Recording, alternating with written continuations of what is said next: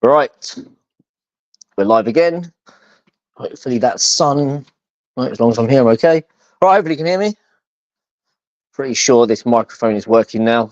And what we are going to cover today is 5 reasons, although I've spelt reason wrong there. 5 reasons lifting weights is not just about vanity, especially if you are a 40 plus executive. Lifting weights is one of those funny ones, really. I speak to obviously a lot of 40 plus men about their weight loss goals. And typically, if you're talking to me, your initial goal is probably weight loss, of course. And a lot of you will say that you aren't interested or worried about lifting weights, building muscle, gaining strength. Of course, I get that if we're talking about that in the extreme sense, trying to be like a fitness model or a bodybuilder. But typically that is not what we're talking about. And a lot of the times guys also seem to be a little bit confused about how much strength and muscle you can build from just doing aerobic activities like rowing, running, cycling. So I'll often get guys will say, I don't need to do strength training on my legs because I run. So we know that when we lift weights and we build muscle, within reason, depending on what your kind of preferences are, you will look better. And I think most people will agree. But still, some of you feel like you should skip the strength training. So I'm going to give you 5 reasons why it is important that aren't related to vanity or, looking good with your shirt off or looking good in clothes that are 3 sizes too small.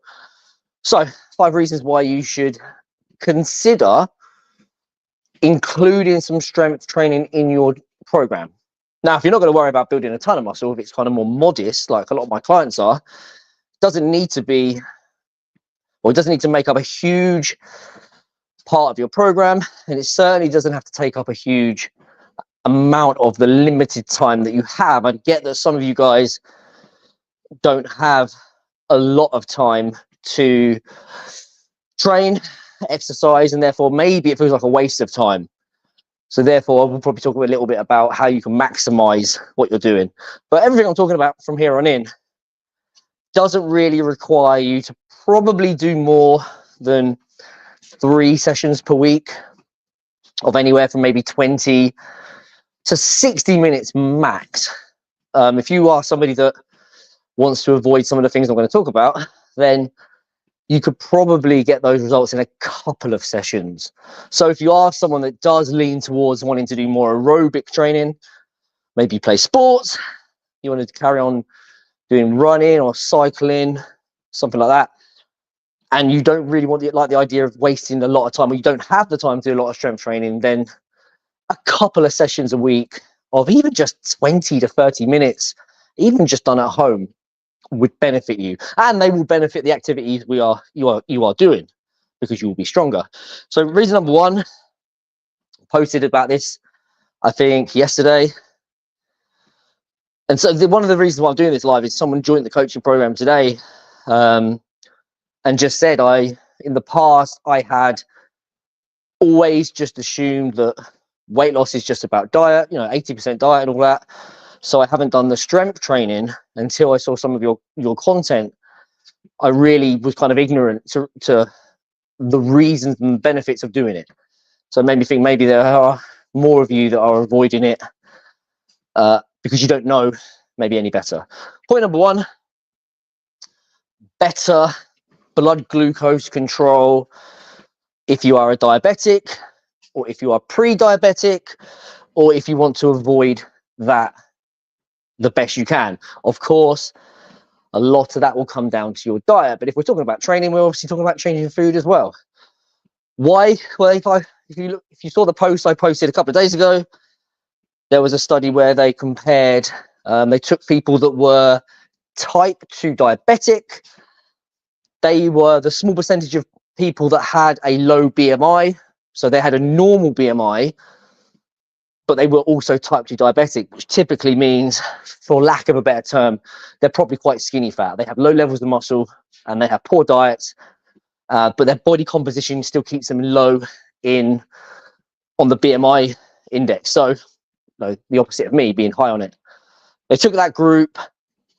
They had some of them just do strength training. Some of them just do aerobic training. I can't remember what they specifically did. Doesn't really matter. And some of them did a combination of both strength and aerobic training. And the exercise that was better for improving blood glucose was the strength training. And there was no additional benefit to adding in the aerobic training. And those doing the aerobic training really didn't see any benefit whatsoever. So why is this? Well, a couple of reasons, really. Your muscles are like a reservoir. They will hold sugar, carbohydrates. So if you're taking in carbohydrates and they go into the blood, they need somewhere to go. And if they haven't got a decent amount of muscle, there's only so much you can store in your liver. Where else are you going to put it? Especially if you're someone that is eating a lot of carbohydrates. So having muscle just increases the amount of carbohydrates you can just store. It's very simple. It's like a tank that you fill up. And then there's also the benefit of the actual resistance training itself, allowing for better glucose control by when you basically contract muscles during lifting, sugar, blood glucose goes into the muscle, doesn't even need insulin. It's actually a non-insulin related way of doing it, which is basically a fancy way of it just going in without needing to work the pancreas. So that all those things make your blood glucose lower, more controlled. Muscle will also increase insulin sensitivity. That's just a fancy way of saying that you don't need as much sensitivity to move the glucose from the blood to the muscles or the liver. So therefore, you don't end up overworking the pancreas and ending up being insulin resistant. So lifting is going to do those things. So if you're someone that's worried about type 2 diabetes or you're pre-diabetic, then there is a great reason for doing some strength training. Reason number 2, you are going to lose muscle as you age. We all do, unless we reverse that and we keep it. If you don't do strength training and you lose that muscle, you will get a reduction in your metabolism because your muscles are an active tissue. They need to burn calories to be used. It's not a huge amount. Like, it's not the same as, there was a time when I used to think, and everyone did, that 1 pound of muscle would burn 50 calories. That would be incredible. It's actually more like 6 or 7. But it's still worth maintaining muscle to just keep your metabolism as high as it can be. So again, any way that we can ensure that our metabolic rate is high, typical.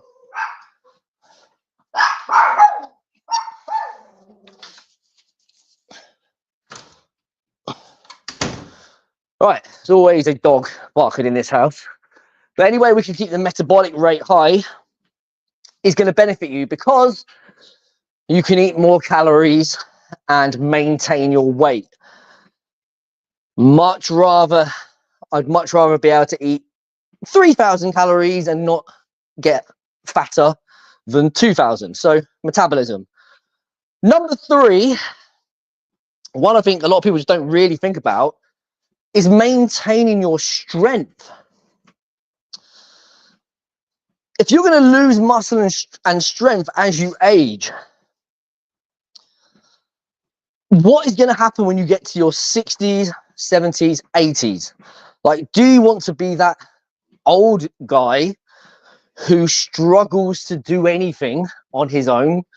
You see some guys that can't even barely get out of the chair. Now, bear in mind, whenever I'm talking about this, the likelihood is that you will lose strength and you will gain fat. So you will be heavier, excuse me, you will be heavier and weaker, which means, what impact is that going to have on your ability to enjoy life? Like, what things could you miss out on because you don't have the strength and the stamina, the stability to enjoy them. Like, what sports might you not do? Are you somebody that likes hiking or dancing, or you just like your independence? Do you want to be like, you don't want to be that kind of elderly gentleman that has to rely on everyone? There's also the issue of, we don't ever think about it, but there's also the issue of having falls. If you have weak muscles and a lack of stability, then the likelihood of you falling is going to increase. I can't remember the stats on this, but of course, a lot of elderly people die because they have falls. They break hips, they break bones, and they just never recover. I saw it as a famous nutritionist. I can't remember the exact story, but it happened to his dad. He fell, broke his hip, and then had some complications and died in the hospital. So maintaining your strength is obviously nothing to do with vanity, because no one can really see how strong you are. Get an idea. If somebody's got more muscle, they're going to assume you're stronger. But maintaining your strength is about your quality of life as you age. If you're in your 40s like I am, barely into them, it's honestly not something I really think about. But it's obviously going to come. It's going to come at some point. At some point, I am going to be 50. And when me and my wife went to the Peak District last week, we were climbing these fairly big hills. One of them was 1,000 foot. One of them was 700 foot. I kind of said to her, I wonder if we would be able to come back in 10 years and do this, or 20 years and do this, and enjoy it, and actually not struggle with it. Well, possibly, so long as we stay fit and healthy and strong. Yeah, we might slow down a little bit. I might not be running up those hills like I did, but my ability to enjoy that kind of thing will probably be, will kind of be about my ability to stay strong. So even if you don't care about looking muscular, you don't care about how you look naked, which quite frankly, I think most of us do. But if you're saying you don't, then you probably do want to be strong in your older, as you get older. Another reason is testosterone. Testosterone is obviously dropping as we age. Testosterone levels in just young men now is, compared to the equivalent age several decades ago, is awful, based on probably a number of things: lifestyle, activity, probably things like environmental things. But if your testosterone drops, you will have issues with things like libido. You will struggle to lose fat. You will struggle to build muscle. You will have a fatter belly. You have higher levels of estrogen. And weight training is a nice way to improve testosterone levels. Let me just put this back on.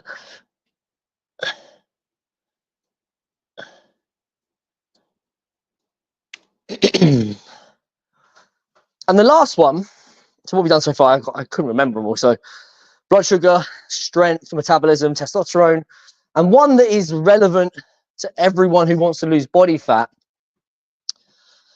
And I've been harping on about this for a long time. To avoid muscle loss during fat loss. If you come to me and say, Phil, I don't care about being a big bodybuilder. I don't care about having big bulging muscles, as a lot of the guys say to me. I just want to lose belly fat. I'm still going to say to you, you have to do strength training, because if you lose fat without it, there's a good chance you will lose some muscle. And if you lose some muscle, you end up with a lower metabolism, you end up weaker, you end up with all these problems I've described. And one of the main problems is that the body will sense you have less lean tissue. And as a kind of coping mechanism, it will increase your appetite. Now, when you lose fat, and this happens to all of us, we all get hungrier. You've probably seen it. You've done it. You've experienced it. So you get hungrier, and then your body also increases your appetite. And you've lost muscle, so you've reduced your metabolism. So what actually happens is guys lose weight, they lose muscle, and then they don't just gain the same weight back, they gain more. This is referred to in the literature as collateral fattening. I didn't even know there was a term for it until probably about a year and a half ago. But that is the term that describes people that lose a certain amount of fat and gain back more because of the muscle they lost. So, as you can see, there are 5 that I could have done. I could have done 5 or 6 more reasons, but I picked those 5 because they were kind of probably the top 5 for me. Reasons why you should be strength training, even if you couldn't care less about how you look. There are 5 great reasons to lift weights that have absolutely nothing to do with being vain. But an outcome will be that you will look better. And I almost guarantee that most of you that watch this will probably, if you don't gain muscle and you lose body fat, and let's say you maintain your muscle, I would be very confident in saying that a large percentage of you would realize that you should have gained muscle. Happens a lot with my clients. They lose body fat, which obviously makes you smaller, and then they just kind of feel like they're not as, like there's less stature, like there's less of them, they're not as big. And that's because they haven't built the muscle to kind of give them the size that they want. So that's several reasons why you should include strength training into your plan. As I said at the start, because you're not trying to gain, I guess because you're not trying to optimize the muscle building, like if you are doing it just for those reasons that I've just described, just do it twice a week. 2 full body sessions. That doesn't even have to be done at the gym. Do it at home with some bands, or buy yourself some cheap dumbbells and free weights. Do some body weight exercises. You could do that twice a week. Probably take you 20 to 30 minutes by the time you've kind of warmed up, done a bit of stretching at the end. It's an hour of your week, an hour and a half maybe of your week, to have a lot of excellent benefits. And at the same time, I would imagine a lot of you would finish the weight loss journey having lost some fat and built some muscle, and you'd be happier. So keep that in mind. Don't fall into the trap like a lot of guys do, a lot of men, 40+ men do, thinking that the weight training is not something that's relevant to you. It's only for young guys that want to kind of like get big muscles. It is just as important for you, if not probably more important, that you have some strength training in your program. And if you would like some help with that, maybe you're thinking, yeah, I would love to do some strength training. The guy that joined my coaching program today doesn't know how to do it. Would like someone to show him how to do it, write a plan, teach him all the basics, help him get the exercises right so that he does them safely and effectively, and of course efficiently, so he's not wasting time. If that sounds like you'd like some help with that as well, along with the diet and all the other stuff that comes along with coaching, then send me a message with the word strength. We'll have a little chat, see what some of your main struggles are, have a look at some of your goals, and see if I can help, and go from there. Enjoy the rest of your day. I am going to finish off this kilometer, and then I'll be back on at some point tomorrow.